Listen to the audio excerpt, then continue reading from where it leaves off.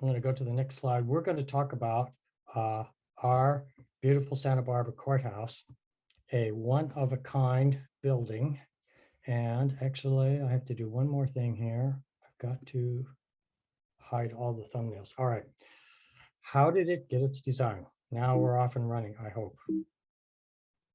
No, we're not. Okay, we all know that the Santa Barbara Courthouse is a beautiful building. It's one of the most distinctive courthouse structures in America. It is a landmark, a symbol of the Spanish heritage of Santa Barbara, and it was designed by architects who did not win a design competition for this building. So, our one-of-a-kind courthouse, how did it get its design? During this two-part seminar this week and next week, we're going to explore two questions.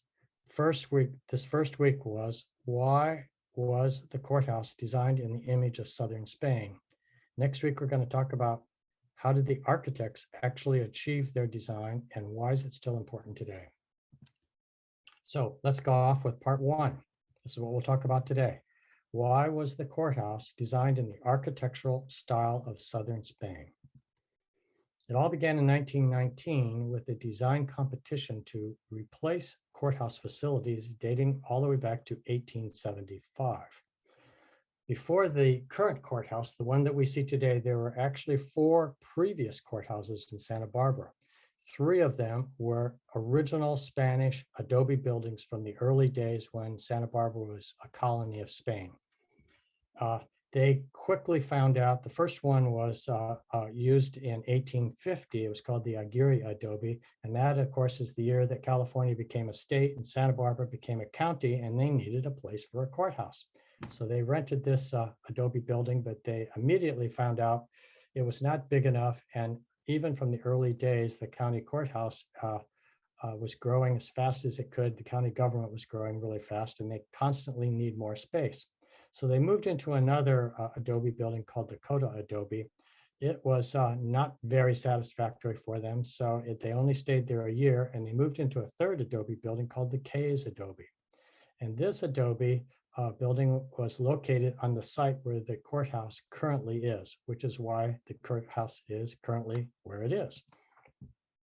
Well, then in 1875, they decided they really needed a brand new courthouse that was much bigger and much better building than the old adobe buildings. And so they completed a brand new structure designed in the Victorian classical revival style. And this was dedicated in 1875. In 1888, they needed more space, so they added another building, which was the Hall of Records for the county. And it was designed in another Victorian style called the Richardsonian Romanesque style. And this style gets its name from the fact that it uses a lot of heavy stone and a lot of round arches like Roman construction. But it still was a Victorian style. Well, as the county continued to grow, demand for more courthouse space continued to grow. And in 1919, after they'd been in the 1875 courthouse for about 45 years, the County Board of Supervisors initiated a design competition for an even larger but more unified facility. They didn't really want to just keep adding more buildings. And I've had a chance in my career to be a part of several big international design competitions. And in order to have everybody designing to the same kind of objectives, they always start off giving all of the participants a set of design criteria that they all need to design toward. And in the case of the courthouse, there were 4 of these that were really important. The first one was, obviously, meet all the space requirements for county services. And that meant courtrooms and judges' chambers and jury rooms, all the office space for all the county services. They needed a really nice meeting room for the county board of supervisors to have their public meetings. They needed a law library. They needed a larger hall of records. They needed a better jail. And they also wanted a large auditorium space that they could use to have big public events. So there was a lot of things involved in that part. Then the Board of Supervisors knew how difficult it was or how common it was for them to need to expand. And so they wanted a design that was easily expandable all within one building and not have to build multiple buildings again. They also knew how difficult it was to raise money for building new courthouse facilities. So they wanted the design to be cost effective. And then finally, they wanted the design to reflect the Spanish heritage of Santa Barbara. Well, this was kind of an unusual request at that time because in those days, most courthouses all over the US were being built in a Victorian classical revival style. And here's some examples of it. So you can see the Santa Barbara Courthouse here in the middle. And here's a couple of courthouses in other counties in California. And a lot of counties in California had this type of design. And you can see they're pretty similar. And these were used all across the country, even to my hometown in Kankakee, Illinois. So this was a very popular type of design. And it was based on the classical Greek architecture like you think of when you think of the Parthenon, which has big columns and a big pediment. So columns like this and a pediment on top. And this kind of style was popular all over the place. But as we all know, Santa Barbara, and the reason for this was because this classical Greek revival style of architecture was used because it reflected back to Greek culture and Greek government. And as we all know, Greece was the birthplace of a democratic, of Western democracies. And so this was symbolizing a democracy, and American government buildings did this, not only courthouses, but also state houses. When you look around, you'll always see this kind of style. But in Santa Barbara started off as a Spanish colonial settlement. It was not Greek and it was not European, not English as we think of the colonies that came in. And of course, it started off with a presidio that was founded in 1782 and the mission that was founded 4 years later. And the typical building in Santa Barbara was like this picture down below. They were built out of adobe and they were long and narrow and they were used for lots of different things. Well, eventually, over the next 100 years, Santa Barbara evolved from being a Spanish mission settlement into a real town, and it began to look like all of the other towns all up and down the coast of California. And the reason for that is probably because of the construction of Stearns Wharf in the 1870s. And before then, it was really difficult to get into Santa Barbara. If you came by ship, the ship had to anchor offshore and you had to get into a small boat and ride the boat through the surf to the beach. And that made it really difficult for passengers and supplies to get onto the beach. And of course, the mountains were really difficult to cross too. So Santa Barbara did not grow very much until the wharf was built. When all of a sudden, when the wharf was built, they could bring in all kinds of supplies, including lumber from Northern California. And they started building Santa Barbara in a Victorian California style, just like all the other cities up and down the coastline. So here's some examples, the original Arlington Hotel and what State Street looked like in those days. But around 1900, all across America, people were starting to feel pride in America, and they were kind of tired of using this very popular Victorian European style, which is really an English style of architecture, and they wanted something to express American culture. And back east, people were starting to adopt American colonial design, which was different from American English design. But in Florida and Texas and New Mexico and California, all of which were Spanish colonies, people got interested in their Spanish roots. And this led to an idea in California of looking to the missions as a way to express the Spanish history of California. And this led to then an architectural style called Mission Revival. And what they did in Mission Revival was look to the missions and say, well, let's pick up some of the design ideas from the missions, and that will make our buildings look kind of like a mission. So when they built the train station in Santa Barbara in 1902, they picked up on the arcade from the Santa Barbara mission and used that arcade at this train station. A year later, the very elegant Potter Hotel was completed. It was built between the train station and the beach. And it was attracting people from all over the United States, and it was a real luxury hotel. And they picked up on the theme of the mission by using the two twin bell towers from the mission. Well, this style of mission revival didn't last very long, because then something else happened in 1915. There was a big international exposition in San Diego called the Panama, California International Exposition that celebrated the opening of the Panama Canal. And this was held in Balboa Park. And I'm sure that if many, if not all of you have been to Balboa Park at one time or another. And this particular exposition, like all expositions, international expositions, and these days, Olympic Games, the host country or the host city would design very elaborate buildings to show how sophisticated they were. So in San Diego, they picked the most elaborate Spanish style they could think of, because this was celebrating Panama and the Western Spanish New World, including California. And they picked this Balboa, actually Spanish Baroque style of architecture, which is really elaborate. And this kind of style is really beautiful, and all of us really like it, but it's way too expensive and way too elaborate to be practical.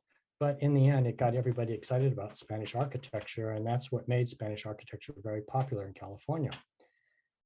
But Santa Barbara already had a Spanish self-image. From its very beginning, Santa Barbara has celebrated holidays and special events with Spanish musicians and dancers and writers. And of course, we do it every year with Fiesta, and we send our writers down to the Rose Parade every year. And so Santa Barbara is known for this kind of an image. Well, this identity was reinforced by other events, including the 1876 centennial celebrations for the Santa Barbara Mission. And people got really interested in Spanish history. Then a few years later, there was a really popular novel written by Helen Hunt Jackson in 1884 that romanticized the whole Spanish colonial image of mission life in California, and in particular at the mission at Santa Barbara. Then, of course, we all know that ever since the mid-18th century, the Casa de la Guerra, which was the home of the commandant of the third or fourth Spanish commandant of the Spanish Presidio at Santa Barbara, his name was Jose Antonio de la Guerra y Noriega. This house had served as the center of social influence and power in Santa Barbara. And Jose Antonio de la Guerra married a woman, Maria Carrillo, which was another famous Spanish family here. And so between the two families, everybody would go to this house for all of the events and all the political action. And so this was a really important house. Well, late in the 19th and early 20th century, there were some problems because cities in America were starting to industrialize, and they were starting to grow really rapidly. And as they grew, they pulled in a lot of workers, and they built a lot of factories, and things got really crowded, and things got really polluted, and things got really dangerous in these cities. And this was a real difficult situation. Well, there were two reactions to this. And one was that the people who were wealthy enough would go out into the countryside and build country homes to get away from all the noise and the pollution and the crime. And one of the places they came to was Santa Barbara, where they built country homes up in Montecito. Other people went to other places. But one of the things that happened in the late 19th century was the Chicago World's Fair, called the World's Columbian Exposition, which celebrated the 400th anniversary of Christopher Columbus discovering America. And they, like San Diego, wanted to do a real elaborate, extravagant design that would get everybody excited about the fair. And they picked up on an idea called the City Beautiful movement. And this City Beautiful movement was the other reaction to what to do with these terrible problems in the cities. And that was the people who were interested in this tried to establish a reform movement that would say, if we could just make cities more beautiful, and we added parks and we added lakes and we built nicer buildings, then people would be happier in the cities, and maybe the crime rate would go down. So at the Chicago World's Fair, they designed the most beautiful complex of exhibition buildings that they could think of. And this was done in the Victorian style, but they added lakes and ponds and parks. And then they painted the entire fairgrounds, all the buildings bright white. And everybody was just completely excited about this. And it was called the White City. And they thought this was a really great idea. Well, at the same time, there was a very famous art and architecture school in Paris called the École des Beaux-Arts. And that translates in English as the School of Fine Arts. And they had come up with a design philosophy, a teaching philosophy for art and architecture that said essentially, if you study historic architecture and historic buildings and historic cultures really carefully, and you learn a lot from them, particularly in the case of architecture, and you copied all the great images of designs from any historic buildings that were really beautiful, like the pyramids or like the temples in Greece or like the buildings in Rome, and you just adopted them to new buildings, then your new building has to be beautiful too. That was the concept. I'm not sure how great that was, but that's what they were thinking about. Well, then, so that led to a City Beautiful movement all across the United States. And in 1909, the Civic League of Santa Barbara, a group of leading citizens, hired a City Beautiful design expert from the University of Illinois named Charles Robinson to create a concept for beautifying the town. They all had, the wealthy people in Santa Barbara had beautiful homes up in Montecito and up out sort of on the edge of town, but they didn't really like the way the Victorian downtown looked like in Santa Barbara, and they wanted to do something about that. Well, Charles Robinson came up with a number of recommendations, but 4 of them are really important to what would happen to the future of Santa Barbara. And the first one was save the waterfront. Don't let anybody build any big buildings on the waterfront. No big hotels, no big entertainment complexes, no big houses. Leave the beach open to the people and open to the view. That was really important. And this is why Santa Barbara has a gorgeous beach here. The second thing was treat the Mission and the Casa de la Guerra, the 2 most important buildings in Santa Barbara at the time, as landmarks. Turn them into historic centers. Then create a civic center plaza right at the Casa de la Guerra in the center of downtown. This would tie right in with historic uses of the Casa de la Guerra and would become the center place for all activities in Santa Barbara.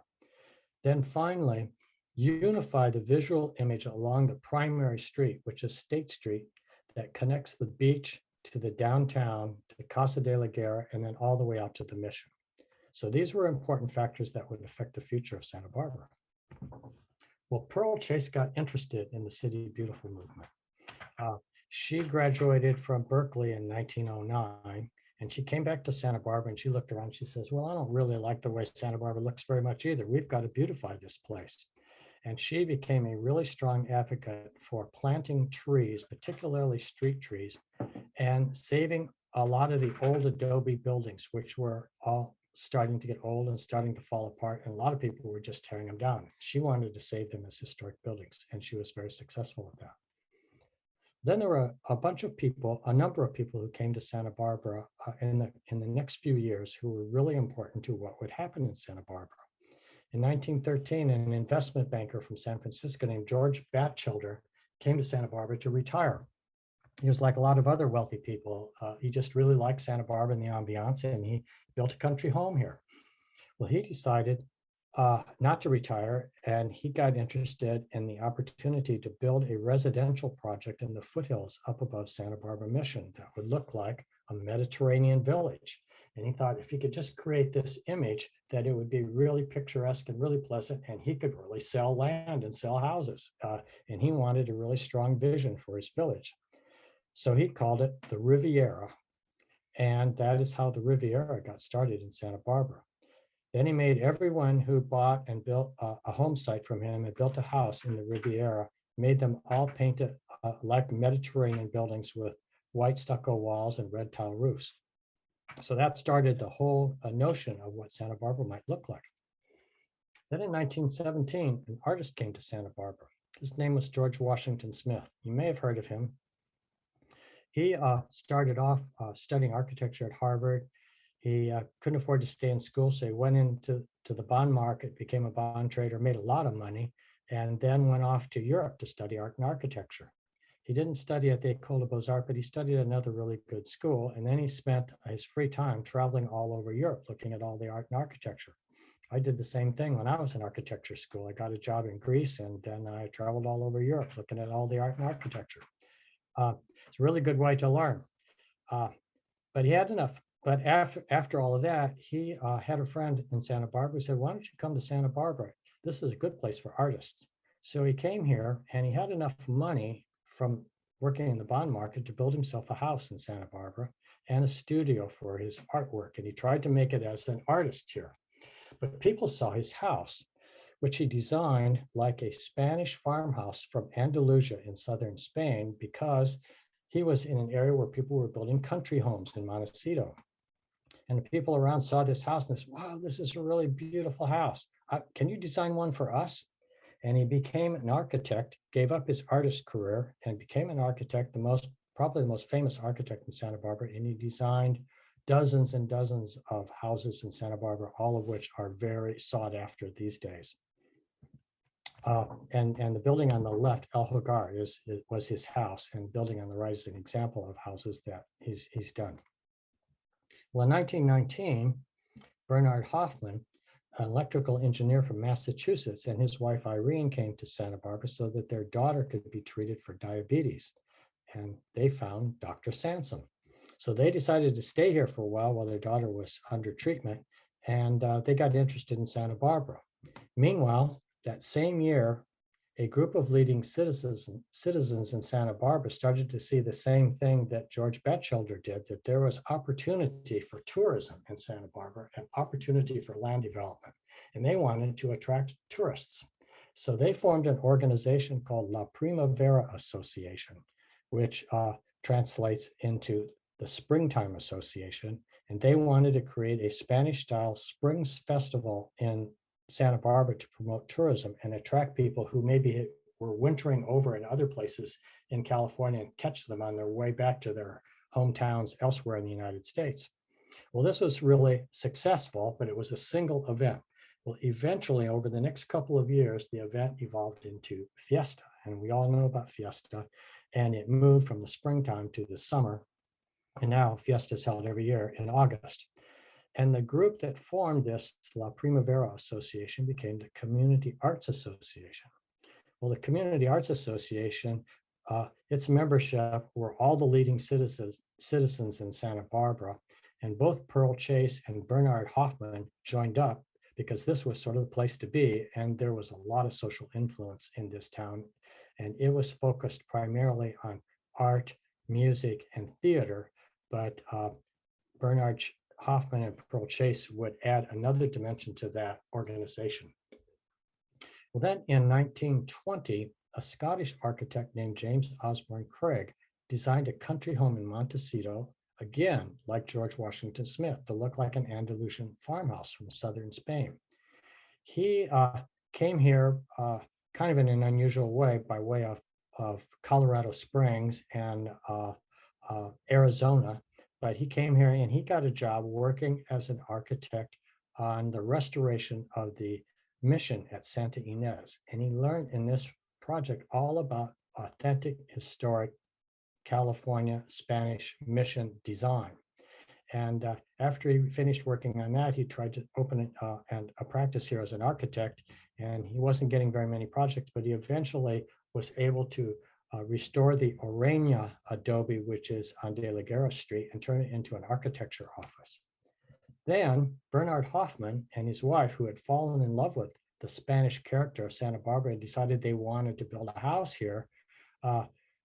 Irene started asking around all of her friends, do you know an architect that we could find who could design us a really interesting Spanish style house? And through that process, she found James Osborne Craig. So he designed this house for them. It's called Casa Santa Cruz. And this is also a really important house in Santa Barbara because of the effect it had on the Hoffmans, particularly Bernard Hoffman and his vision for what would become Santa Barbara. Well, all during this time, while the Hoffmans were here, they had become friends with the De la Guerra family. They had taken Spanish lessons from them. They got to know them really well. And in 1921, Bernard Hoffman convinced the family to let him buy the Casa de la Guerra so that he could restore it and turn it into a historic building in Santa Barbara, a historic landmark. And he did, and he used James Osborne Craig as the architect because not only had he designed his house for Bernard, but he had worked on the Mission Santa Ynez and really knew how to do historic buildings in Santa Barbara. Well, the next year, Pearl Chase and Bernard Hoffman helped create a plans and planting committee within the Community Arts Association to encourage city beautification. And Pearl Chase was really interested in planting trees, and so she got interested in planting along the beach as well as along the streets. And this is why we have big palm trees down on the beach. And she started getting involved in saving a lot of historic adobes, including this one, which is at the Historical Museum. And through the Plans and Planting Committee, they started to use their social influence to promote the whole idea that Santa Barbara should really start to look like a picturesque Spanish village. Let's get rid of the Victorian style, which nobody likes, and go to a new style like this. So this is another building right on De La Guerra Street, and this was kind of the concept they were pushing. Not a really elaborate style like you would have seen at Balboa Park in San Diego, but a really affordable, comfortable, casual, picturesque type of style like you see in the rural areas of southern Spain that we all know as Andalusia. Well, that same year, Bernard Hoffman asked James Osborne Craig to design an Andalusian-style village center right next to the Casa de la Guerra in what had been the backyard of the Casa de la Guerra. Well, he could do this because he had bought the casa and he now owned the land. And he wanted to take advantage of the fact that the Casa de la Guerra was a historic landmark and a center of social life in town to build his retail project right next to it. Well, this turned out to be one of the first mixed-use retail projects ever built in the United States, way before shopping centers had become popular. And this was very successful in Santa Barbara too. And people like to come to this cute little village center and have lunch and have dinner. And this was a popular watering hole for all the leaders of Santa Barbara, well up until through the 1980s and up until about the 1990s, when the Paseo Nuevo kind of took over downtown. But this was very successful. Along with that same idea, he took the front yard of the Casa de la Guerra, which had been designated the Plaza de la Guerra, and he formed a Citizens Architectural Advisory Committee to figure out how to promote an Andalusian design for a new civic center in the Plaza de la Guerra.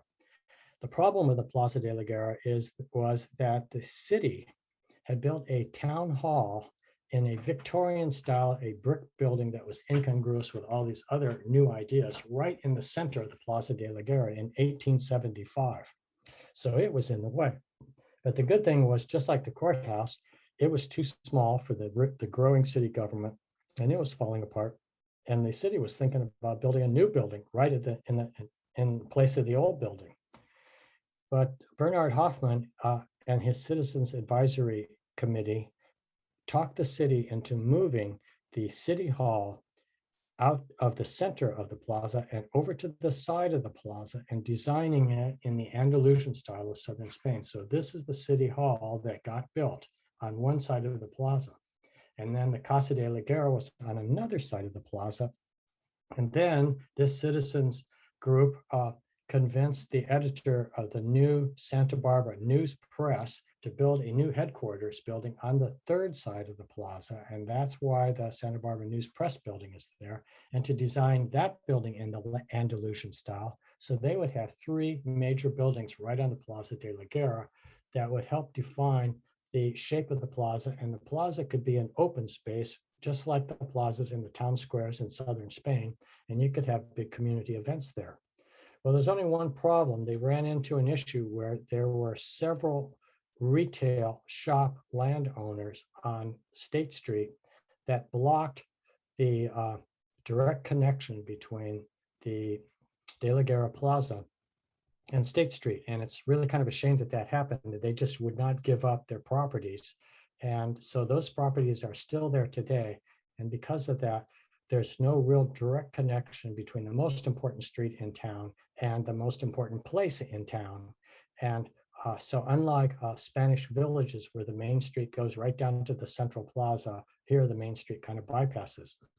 But the city is kind of aware of this. The result is that it's really hard for people to go into the plaza. There's no reason to go in there. But the city's working on this, and hopefully they'll come up with some good ideas that will maybe solve that problem. But that's what happened. Well, over the next several years, Bernard Hoffman and other leading citizens managed to block several attempts by outside developers to create a waterfront retail project right on the beach. And this was a big concern. So they talked a number of wealthy people in Santa Barbara to buy up all the available private land on East Beach to block anybody else from purchasing any land so that they would not be able to do any private projects right on the beach. And then they held this land until the city could actually pass a bond issue and buy the land and keep it for public use, open for public use under the ownership of the city. Now, this was one of the 4 recommendations by the City Beautiful expert, Charles Robinson: save the waterfront. So they saved the waterfront with this activity. Then previously, should have mentioned this. I found this on the web from beautiful expert Charles Robinson, save the waterfront. I'm going back here. Let's see.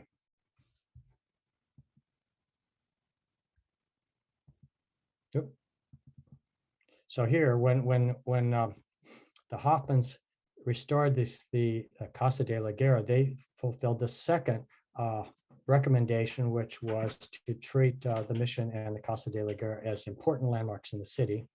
And then they started using this idea, as I said, to promote this whole Andalusian design. And then they asked George Washington Smith to design a unified architectural concept for State Street, all up and down State Street, that would link the center of town, the Casa de la Guerra and the Plaza de la Guerra, with the beach and with the courthouse, or with the Mission. So this was the 4th recommendation by Charles Robinson, and all these things became really important in the design of the architecture and the Spanish image for Santa Barbara. As I just said, all of these things led to the idea that Santa Barbara should look like the picturesque Andalusian villages of southern Spain. Casares is a really cute village in western Spain up in the mountains, and Grazalema is a really cute village in central Spain, just north of Granada. And you can see that all these just variety of very simple, easy construction makes this really picturesque view. And then they usually surround a really nice little town square in the center. Well, all of the stuff they've been doing that I've been talking about really rapidly created the idea that that the city should be transformed into this picturesque Spanish image. But this was all just being done by concerned citizens who had their own money and their own interest in this, but it didn't really have a legal framework for the city to enforce this idea. So in 1923, the Plans and Planting Committee from the Citizens or the Community Arts Association encouraged the city to form a planning commission. This was a really unusual thing in those days. It was one of the very first planning commissions that was ever created in Santa Barbara, or in the country, and it was right here in Santa Barbara. Now every city and town and every county practically has a planning commission, but this was a real pioneering effort. That same year, they hired a city planner named Charles Chaney from San Francisco to come down and write one of the very first zoning and building ordinances in California.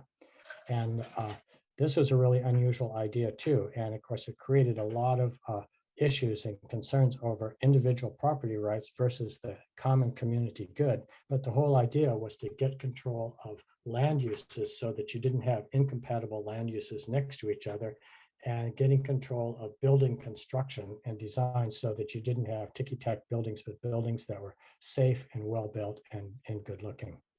Well, there was huge argument over this, and it took nearly 2 years of debate to get the zoning and building ordinance passed. But the city leaders were eventually able to prevail, and this ordinance got approved just 1 month before the 1925 earthquake hit on June 29th, 1925. So all of these things that I've just been talking about all occurred before the earthquake hit in 1925. Some people think that the earthquake hit and then Santa Barbara decided to change everything. Well, the decisions were already made to change everything. You can even see a building right in here, one building that already started to pick up on the new style. But the earthquake made it much easier to actually transform Santa Barbara, because now, instead of doing it one building at a time, they had a lot of buildings to deal with. And all of these things affected the design of what the courthouse should be. The courthouse was going to be one of the most important buildings in town. It needed to buy into this whole concept of turning Santa Barbara from a typical Victorian community into a really special, unusual, and attractive Andalusian Spanish style community that could attract people from all over. And they needed the courthouse to be the symbol, the new symbol of what had been the old heritage of Santa Barbara. So got a few minutes here. I'm going to keep going for one more thing. That's sort of the background of what happened and why the courthouse, why the community leaders decided that the courthouse should be designed in the Andalusian style of southern Spain rather than the classical Greek revival style symbolizing democracy. They wanted to have the courthouse be the symbol of the new Santa Barbara and the new image, which is exactly what happened. Now, I'm going to make a few little extra comments here, because the courthouse has become the most important building in Santa Barbara. It's the #1 tourist attraction in Santa Barbara. People come here from all over the world. It's still an operating courthouse, and it is really the symbol of Santa Barbara. But it's 90 years old. And we have all inherited a very, very special and beautiful building. And it belongs to all of us in the community. And it's really up to us, not just a few people, or even just letting the county government deal with it, to be good stewards and shepherd this courthouse safely into the future. There are 3 organizations that take care of the courthouse.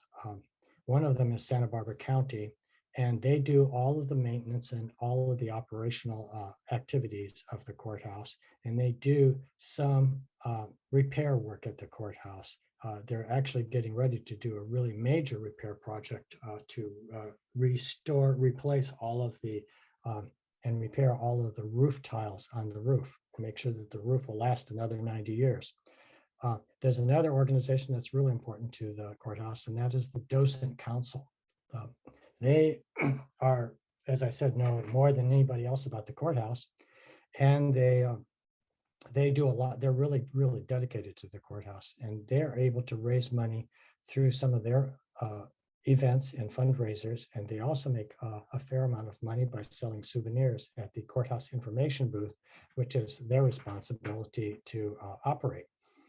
So every year they do relatively small but important projects. And this picture is an example of one of those, where in this case, they were restoring the painting above the small door that goes into the courthouse clock tower. And this is a small door, but it's one of the most important and one of the most highly used entrances into the courthouse. They've done a bunch of other small projects too. But the really big projects take a lot more effort and a lot more expertise, and that has fallen to the Courthouse Legacy Foundation, which Angelique was talking about in the beginning.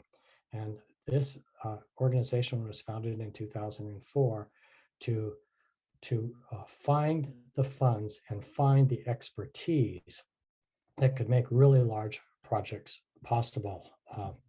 And it is a 501c3 organization, and it's dedicated to conservation and restoration and preservation of all things at the courthouse, including interior work and exterior work. So many of you probably have heard about or have seen all the new renovations to the mural room. That was a really major project that was very expensive. They also worked on a project to completely replace the Spirit of the Oceans fountain because it was made out of soft sandstone, and sandstone wears really quickly.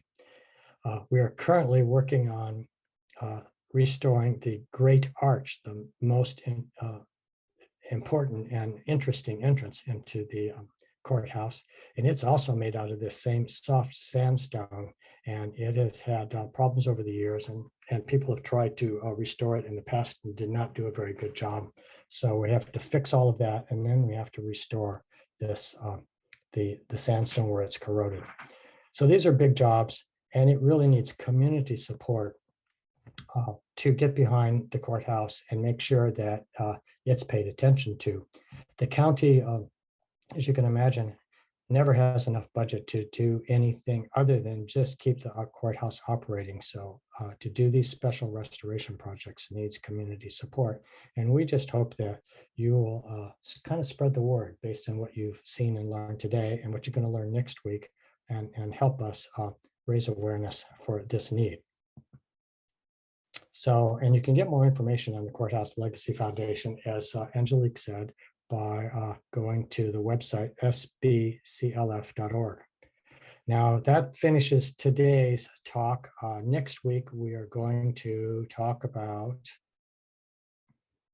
how the architects, so this week we talked about all the things that happened in the city and all the people that got involved in the city to come up with the idea that Santa Barbara should be transformed into the Spanish Andalusian style. And next week, we're going to talk about how the architects created their design based on this Spanish Andalusian influence and why it's still important today.